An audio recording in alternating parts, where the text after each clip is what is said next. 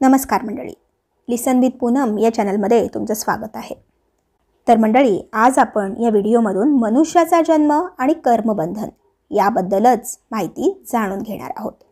त्यामुळेच video skip न करता शेवटपर्यंत पाहत राहा. तर मंडळी, प्रत्येक मनुष्य या जगात कर्माच्या बंधनातून जन्म घेतो. जीवाला जन्म मिळाला की त्याबरोबरच कर्मही आलेच असे संत म्हणतात. किंबहुना जन्म हे पूर्व कर्मांचेच फलित आहे असे वेदांत सांगतो. कर्म कधीच संपत नाही, कारण आपण मरतो तोपर्यंत आपण कर्म निर्माण करत असतो. सर्व कर्म संपल्यानंतर मृत्यू होत नाही. जर सर्व कर्म संपले आणि आपण मेलो तर आपण पुनर्जन्म घेणार नाही, कारण जन्म हा कर्मामुळेच आहे. तुम्हाला माहिती आहे का की तुम्ही पृथ्वीवर कसे आलात? तुम्हाला हा मानवी जन्म का मिळाला? तुम्ही माझ्यापेक्षा वेगळे का आहात? आपण झोपडपट्टीत का जन्मलो नाही? किंवा आपण आंधळे का जन्मलो नाही? तर देव दयाळू आहे म्हणून नाही, तर पृथ्वीवरील आपला जन्म कर्माने ठरवला जातो म्हणून. आणि म्हणूनच मृत्यूनंतर कर्म कधीच संपत नाही. फक्त शरीर मरते. मन आणि अहंकार कर्म घेऊन जातो आणि पुनर्जन्मात पृथ्वीवर परत येतो. अशा प्रकारे जीवनाचे चक्र पुढे चालू राहते. मग आता कर्म म्हणजे नेमके काय ते बघूया. तर मंडळी, कर्म म्हणजे आपल्या क्रिया आणि त्यांच्या परिणामांचा संपूर्ण संच. प्रत्येक क्रिया आपल्या भविष्यावर परिणाम करते. त्यामुळे कर्म आपल्या नशिबावर कार्य करते. जेव्हा आपण चांगले कर्म करतो तेव्हा चांगले परिणाम मिळतात आणि वाईट कर्म केल्यास वाईट परिणाम येतात. त्यामुळे कर्म आणि नशीब यांचा संबंध अत्यंत महत्त्वाचा आहे. प्रमुख धर्मांमध्ये परमेश्वराच्या पवित्र नावांचा जप करण्यास महत्त्व दिले आहे. हे जप मानसिक शांती, आध्यात्मिक उन्नती आणि जीवनातील सकारात्मकता आणतो. प्रत्येक कर्माचं फळ हे कर्म केल्यावर तयार होत असतं, पण ते भोगायला मिळतं ते फळ परिपक्व झाल्यावर. यात काही वेळ जातो. सुख आणि दुःख हे एकाच वेळी येऊ शकत नाहीत, म्हणून एकामागून एक ती येत असतात.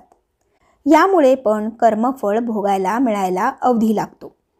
अशी अनेक जन्मांची कर्मफळं ही जमा झालेली असतात. कधीकधी माणसाचे आयुष्य संपून जाते आणि मग ती राहिलेली कर्मफळं पुढील जन्मात भोगायला मिळतात. प्रत्येक मनुष्य हा चांगल्या आणि वाईट कर्माने बांधलेला असतो. म्हणूनच कर्म कधी माणसाला हसवतात तर कधी रडवतात. जर आपण सत्कर्म म्हणजे चांगले कर्म केले तर आपल्याला चांगले परिणाम अनुभवास येतात. त्यामुळे आपल्याला सुख मिळते. जर आपण वाईट कर्म केले तर आपल्याला वाईट परिणाम अनुभवायला मिळतात, ज्यामुळे आपण दुःखाच्या चक्रात अडकतो. कर्म चांगले आणि वाईट दोन्हीही असते. आध्यात्मिकदृष्ट्या आशीर्वादित होण्यासाठी तुम्हाला चांगले कर्म म्हणजेच पुण्य कमवत राहावे लागते. एकदा तुमचे कर्माचे कर्ज लोकांवर कमी झाले आणि तुम्ही पुरेसे पुण्य म्हणजे चांगले कर्म कमावले की आध्यात्मिक धडे शिकण्याचा आणि त्यावर प्रभुत्व मिळविण्याचा तुमचा प्रवास सुरू होतो. तो म्हणजे सर्व भ्रामक आसक्ती सोडून देणे, सर्व दुर्गुण आणि भीती सोडून देणे आणि धार्मिक परंतु अलिप्त मार्गाने सर्व सांसारिक आणि कौटुंबिक बाबींमध्ये कर्माच्या जबाबदाऱ्या जगणे आणि पार पाडणे आणि सर्वोच्च स्त्रोताशी संरेखित होण्याकडे अधिक कल आणि संलग्नता असणे, ज्याचा प्रवास स्वतःमधील आत्मसाक्षात्कारापासून सुरू होतो. पूर्वजन्मांच्या कर्मांचे फलित भोग भोगण्यासाठीच आपल्यासारखी सामान्य माणसे जन्ममरणाच्या फेऱ्यात अडकून पडतात. तेव्हा कर्म हे काही टाळता येत नाही आणि कर्म केले की त्याचे फळ हे मागून येतेच. Cause will have an effect or every effect has a cause. मग जन्म व मरणाचा हा फेरा चुकवावा तरी कसा? हा तिढा सुटणार तरी कसा? मोक्ष मिळणार तरी कसा? पहिले आपल्याला हे उमजणे आवश्यक आहे की कर्म घडतात तरी कशी? कर्माचे मूळ अधिष्ठान कुठे आहे? विचार केला की लक्षात येते की कर्माचे मूळ इच्छा हे आहे. इच्छाच कर्मेंद्रियांना कर्म करण्यास भाग पाडते. मग इच्छा कुठून उत्पन्न होते? तर ती मनातून उत्पन्न होते. म्हणजे सर्व कर्मांचे मूळ हे आपले मन आहे. मनात इच्छा का उत्पन्न होतात? मन हे अहम भावनेने भरलेले असते. ते सतत आपले अस्तित्व दाखविण्यासाठी धडपडत असते. आपले अस्तित्व टिकवण्यासाठी ते सतत इच्छा निर्माण करत असते व कर्म घडवून आणत असते. मन हे इच्छेवरच जगते. कर्मांच्या फलावरच ते जगते व पोसले जाते. कर्म संपली की मनाचे अस्तित्वच संपले. वेदात व संतांची उक्तीच आहे की मन मेले की अहम किंवा मी मारतो. मी मेला की कर्म कसे घडणार? घडणारच नाही. आणि कर्मच जर संपले तर फळ कोठून येणार? फळच नाही तर ते भोगायला जन्म कुठचा? आपण जर पाहिले की कर्म कसे घडते, पण कर्म म्हणजे नेमके काय, त्याची संज्ञा काय हे पडताळण्याचा प्रयत्न करू. समजा की तुम्ही या जगात एकटेच आहात, दुसरे कुणीच नाही. मग तुम्ही खाता, पिता, झोपता, चालता, फिरता, विश्रांती घेता. तेव्हा कर्म घडते का? नाही घडत.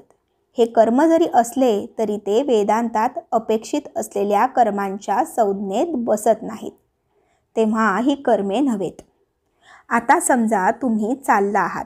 चालता चालता तुम्हाला एक मुंगी दिसली व तुम्ही तिला ठेचलीत, तर हे मात्र कर्म झाले. किंवा तुम्ही समुद्रकिनाऱ्यावर फिरत असताना एक व्यक्ती बुडताना पाहून तुम्ही त्या व्यक्तीला बुडण्यापासून वाचवलेत, तर हे सुद्धा कर्म या संज्ञेस पात्र ठरते. तेव्हा विचार केल्यावर लक्षात येईल की कर्म घडवण्यासाठी त्या कर्माचे संस्कार एकापेक्षा अधिक जीवांवर घडले पाहिजेत. तेव्हाच कर्म घडते. हे असे आपले मला वाटते. तुम्हाला ते पटेलच किंवा पटलेच पाहिजे असे नाही. पटले तर घ्या, नाहीतर सोडून द्या. आता आपण पाहिले की मनातल्या मीला मारले की मन मरते. मन मेले की कर्म घडत नाही. मग मनाला मारावे म्हणजे काय व ते कसे करावे? कठोपनिषदात सांगितल्याप्रमाणे कर्म ही 2 प्रकारची असतात. एक असते श्रेयस कर्म व दुसरे असते प्रेयस कर्म. श्रेयस म्हणजे श्रेष्ठ, आध्यात्मिक उत्क्रांती आणणारे कर्म म्हणजेच मोक्ष म्हणजे श्रेयस कर्म. श्रेयस कर्म म्हणजे जे कर्म किंवा कार्य समाजाला, स्वतःला आणि इतरांना दीर्घकाळ आणि सकारात्मक परिणाम देईल. अशा प्रकारे केलेले कार्य किंवा कृती म्हणजे श्रेयस कर्म होय. हे कार्य केवळ तात्पुरत्या फायद्यासाठी नसून ते शाश्वत कल्याणासाठी आणि चांगल्या भविष्यासाठी केले जाते. प्रेयस म्हणजे प्रेम करण्यायोग्य. इंद्रियांच्या माध्यमातून मिळणारे सुख तात्काळ असते. म्हणूनच सामान्य माणसाला प्रेयस कर्म आवडते. असे सुख क्षणिक असते आणि बऱ्याचदा नंतरच्या टप्प्यावर दुःख देते. इंद्रियांपासून निर्माण होणारे सुख हे नेहमीच दुःखाचे कारण असते. जीवाने कोणत्या कर्माचा आचार करावा हे सर्वस्वी त्याच्या हातीच असते. मनाचा कल हा नेहमी प्रेयासाकडे असतो. तो प्रथम श्रेयासाकडे वळवायला हवा.